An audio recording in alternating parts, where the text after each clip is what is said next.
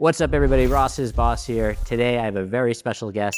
I think she has the most important job in Las Vegas, but that's just my personal opinion. Introduce yourself. What do you do here in Las Vegas? My name is Rina Bussell, and I'm actually a sommelier over at Carbone in Aria, in Las Vegas. Awesome. And how long have you been doing that for? Specifically at Carbone, I've been there for almost 3 years. Okay. And how does it compare to other restaurants? Wow. Vegas itself is its own microcosm. I'd say that the people there, just a different type of energy where the experiences that I've done before were more so fine dining and a little bit more refined, and Carbone's a little bit more irreverent, so Right. you kind of have to read your guests a little bit more, but a lot of them really kind of want you to be a little bit more pushy and aggressive with them and play a little bit more with them. Tell me a little bit about what it takes to become a som. And there's different levels. But tell me a little bit about the levels and like which one you are and like what it takes to kind of do all of them. Sure. Well, the most well-known, prestigious in America is a quartermaster sommeliers, which is more service-oriented. There is the W set as well, but that's more on the wine writing side. Okay. And more analytical into that aspect, not so much on the service-oriented side. So I went through the quartermaster sommeliers, and there's 4 levels: intro, certified, advanced, and master. And I'm currently an advanced sommelier. Okay, cool. And as far as getting the certification, that one's more contingent on how academic you are. Okay. For me, I was very, very academic, but as far as becoming, I think, a proficient sommelier, I think it takes a lot more just experience being on the floor, doing dinner, lunch service, and really interacting with the guests and kind of finding your groove and your own personal language and style. So how long did it take to get to that level that you are? I would say that I started to become very comfortable in that format probably about 5 years in, 5, 6 years in Yeah. into my studies. And what actually led you to this career? It was inadvertent, actually. So I was actually going to school for architecture, and I was working at this little teeny tiny Italian restaurant, and I fell in love with the whole romantic aspect, the wining and dining aspect. It was very intimate, and I really loved that hospitality. And someone told me, "Hey, you've got a really great palate. You should be a sommelier," because I wasn't really wanting to be a manager or server for life.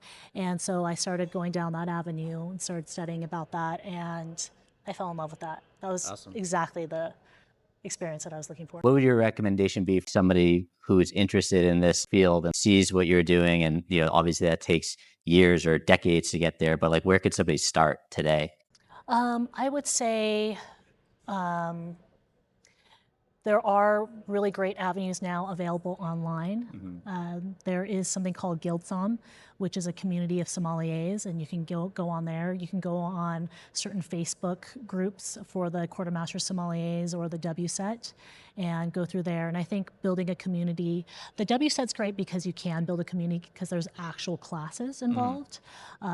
But with the quartermaster sommeliers, it's more of a mentorship program. So really either getting online and going onto these online forums would be a great way, or maybe perhaps like going into a restaurant, expressing your interests, trying to see what kind of groups that they have available, tasting groups and study groups that they have available. I mean, I think that the world of wine has changed so dramatically with social media. So there's a lot of, just like in any other genre, there's a lot of information out there. There's a lot of glitz and glamour that's added to being a sommelier and such. But I think that the true appreciation for being a sommelier and learning about wine is really boiling down to really just getting back to understanding why wine tastes the way it does, the winemaking processes, and then really just like hands-on experience, doing the cellar work, working a cellar, learning how to organize these wines, learning about cost and kind of the unglamorous aspects. But when you have these things all under your belt, it really does build a stronger sense of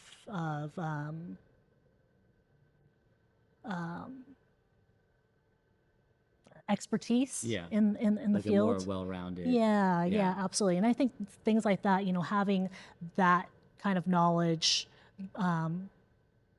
saved to your long-term memory, essentially your muscle memory. Just makes it so much easier on the floor when you're interacting with guests and really bringing that aspect, taking all your expertise and your technical information and knowledge and making it accessible and fun for the guests. Social media takes like the superficial version of it, where it's like all about like popping the most expensive bottles, or Exactly. like flashing like, oh, this is what I'm pouring or whatever.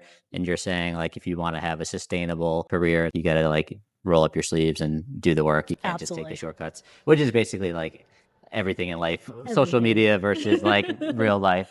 So 100%, yeah, 100%. But yeah, sommelier work is no different. I mean, it definitely is fun. That is definitely a perk of the job, is being able to essentially drink on the job and really kind of build relationships with people, and which is maybe harder in any other position on the job, because it's hard for the sommelier to get in trouble with anything, because they're the bearer of good news. They've right, got the wine for you. right. But yeah, it's despite that, it is still very, very important to have a good basis of knowledge, and not just the social media presence, and not just this ability to kind of like swag and schmooze your way Right. around the wine world. So one more question on the kind of the logistics. I've noticed that like some somms wear different pins or whatever. Is that like a thing, or am I It just making that up? is. It is. No, the pins are actually basically represents how far they are in their certification. So you have like the small red pin, which is the intro, and then you have the purple pin, which is the certified. The green pin's a little bit larger, and that's the advanced, and then you have the red and gold pin, which is the master sommelier. And do you wear one? I sometimes I do. I Do find, you want to flex on someone? Do you like yeah, show the pin off? what's really funny is I have one jacket that I keep the pin on. It's my black jacket, and I'll wear that some nights. But for the most part, I don't. I don't wear it, just because.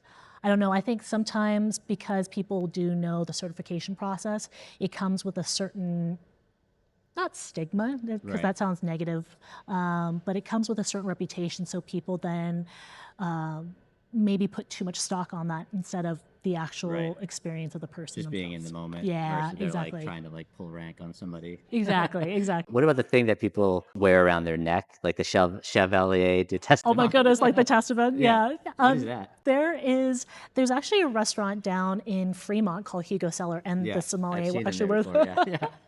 That was a very, very old school French style of sommelier service, because that was actually their way to be able to taste the wine, make sure it's sound. Yeah. But they kept it around their neck. So it's more of like a tradition versus like, Yes. it's not like, Yes. I mean, nothing against it. I just, No. Yeah. Yeah. it's Yeah. just like, A little bit wasn't sure. antiquated for sure. Yeah. Yeah. Got it. Got it. So let's talk a little bit about Carbone. So it's like one of my favorite restaurants. But I'm going to be there tomorrow night. I can't wait. Take me through the process of like how you approach like pairing wines for a dinner. Maybe just talk about like how you think about that. And then also like, if someone's coming to Carbone and, they don't have like an unlimited budget, like what are some wines that you would recommend that they try, that are maybe good value? So yeah, just like taking through that process. Sure. So as far as the pairing process, Carbone may not be all that much as a known as a wine pairing restaurant, just Right. because it's such a high volume restaurant. So what I more so push towards is doing a bottle of wine, maybe a bottle of wine to start, white wine or sparkling, and then moving into a bottle of red wine or a couple bottles of red wine.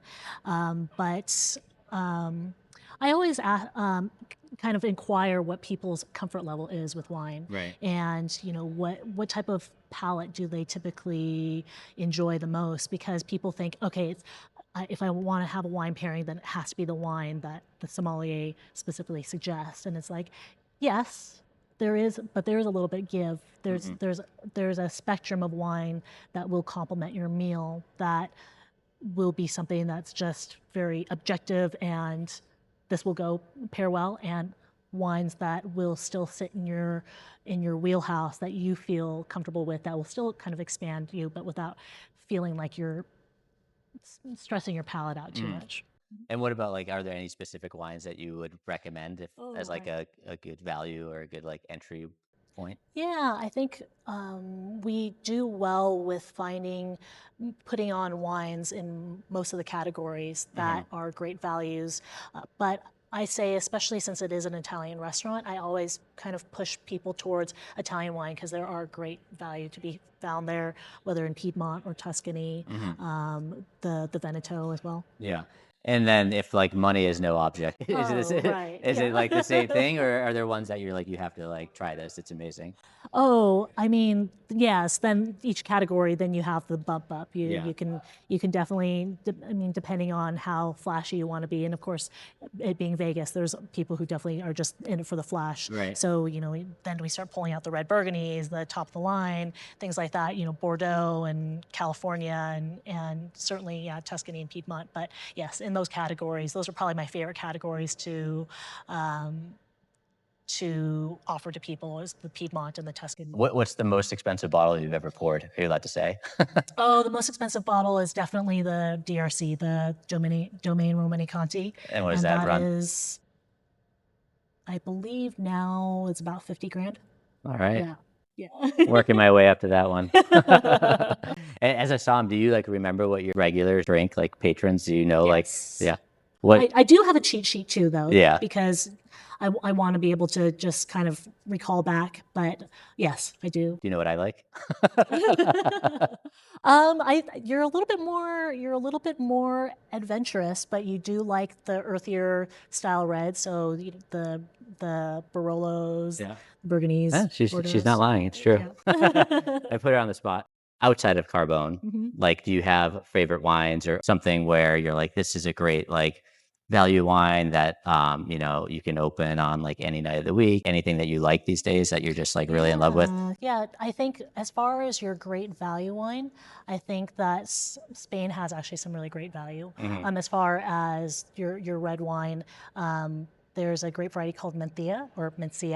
We call it Mencia, but the Right, Spanish like with their list. Barcelona. Yeah, exactly. So that grape variety is actually a fantastic wine to highly pairable, highly quaffable, something like that, or a Rioja. I think those, like a Tempranillo based wine, those are all great values as far as reds are concerned. And then as far as whites are concerned, I think some really great values can be found in Italy. I think a lot of people, when they think of Italy, they think of, oh, Pinot Grigio. And it's like, no, there's thousands of amazing white grape varieties that are very textural, that have a really strong sense of place and expression, mineral expression, that I think and are just a 10, 15, $20. Wow, that's great. If you go to a restaurant, or not you, but like if I was going, do you think there's like a price point in wine? Can't really tell the difference after a certain point. I think probably I would say about the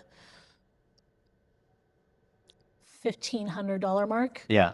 Then it becomes a little bit more a little bit more of a give.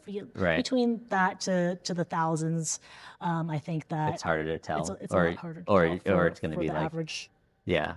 consumer. And I know like after a couple of glasses, I can't like taste anything. So, Right. I mean, I don't know, it would probably be lost on me, but I have definitely noticed a difference between like, $100 bottle and like a $600 bottle. Yes. And maybe I've had $100 bottles that are better than some of the other ones, but like I still like will take a glass and be like, oh, that's good. Like, whereas if somebody gave me like an $18,000 bottle, I can't tell, I can't say that I would know that it's way better than the Exactly. $800 bottle. Exactly. Right. So how often does somebody send back a bottle of wine?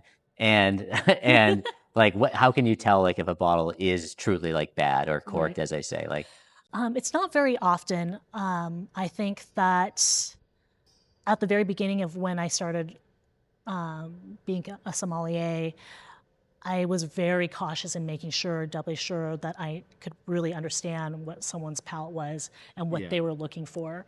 And now it's become a lot easier. I'm really able to ascertain that very, very quickly. And so I haven't had an experience where someone has sent back a bottle of wine. Now, that makes it tricky because a lot of people do think that does kind of segue into the whole idea that people think that when you're opening a bottle of wine for someone to taste, you're going through that whole tradition of that they think it's like, oh, it's because they want to see if I like the wine. It's like, no, actually, it's to make sure that the wine is sound and not faulted. Right. And I think nowadays it's much more popular for the sommelier to take out that guesswork. I, for myself, like to take that guesswork out for the guest. I will try the wine or proof the wine before I serve it to them. And I have a very sensitive nose to cork and other faults. So if I sense that, I take it off the table. There's no need for someone to ruin their palate by tasting a corked wine. But there might be situations where someone may have not consulted a sommelier, ordered a bottle of wine, and then it gets open, and then they're like, oh, we don't like this wine. Right. That's a tricky situation because it's like, well, you didn't consult anybody and you chose a wine based on your own. There's always another bottle, just move on. I don't understand. It's like, I don't know why we're giving that option. I mean, well, like, I guess what you're saying is you're not really giving the option. Like you're trying to make sure it's, a sound bottle.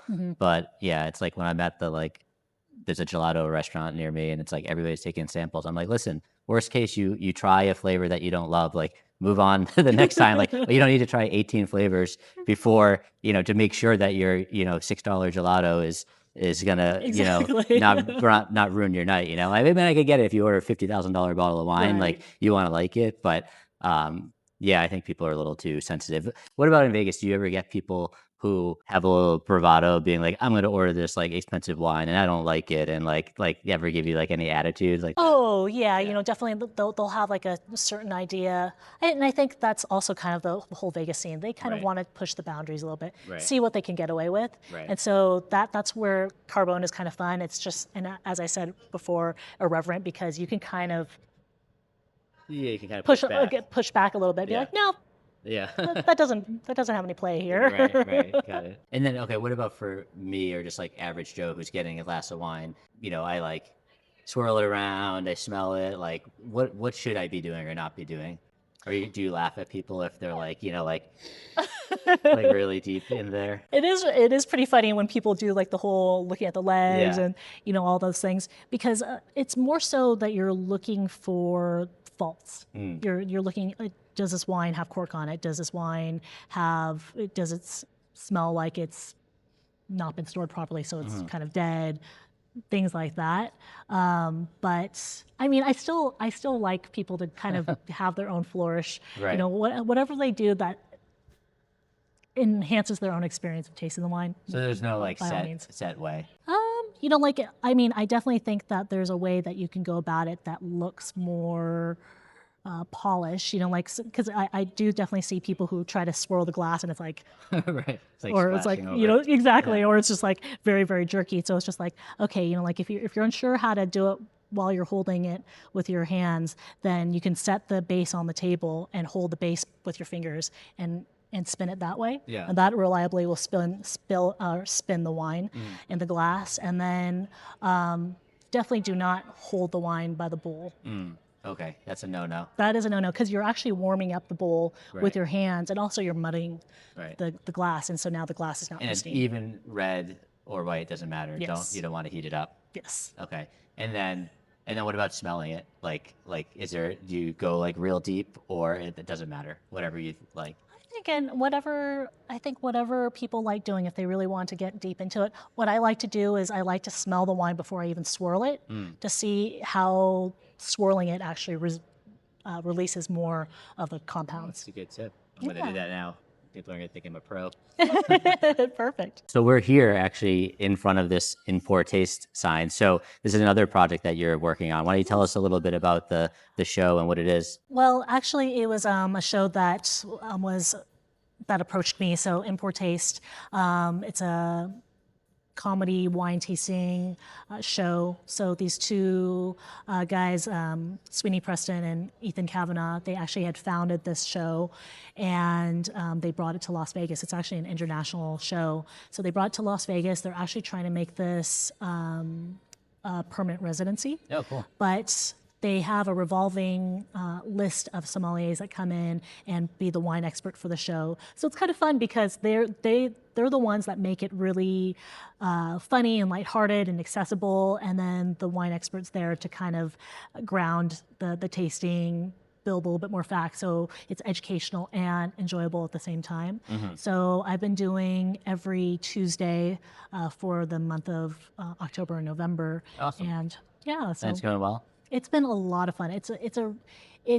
I'm grateful for the experience because it's just something that has just never been brought to the world of wine before. So Very cool. Yeah. Anything else you're working on, or anything else you want to share, or just? I mean, I'm still kind of like in the works with my own personal pursuits, as career pursuits, as far as what's the next turn from being a restaurant sommelier and then taking the sommelier outside of the restaurant, but creating that sense of hospitality. So I would love to continue on this project that I did before I moved to Vegas, but doing supper club, private event dinners where I pair up with local chefs, local sous chefs, people to get their name out there and also get my name out there, and also just educate people on wine and an intimate course dinner. Awesome. And where can people find you on like social media or wherever? Find me on Instagram right now at tequila_neat. Okay. Are you a big tequila fan? I am a big tequila fan. That was definitely the thought process there, where I was just like, should I change my name? And I'm like, no, you know what? There's room for both. It's still applicable. Yeah, it's still in the genre. Yes. All right, awesome. Well, thank you so much for taking the time today. You can find Rina at Tequila Neat on Instagram, tequila_neat on Instagram. We'll put it on the screen. And at the show, In Poor Taste, did you say? On Tuesdays. But they do the show all week long too, right? Yes. Okay. Except for Mondays. Mondays dark. Okay. Awesome. Thank you so much. Thank you. All right.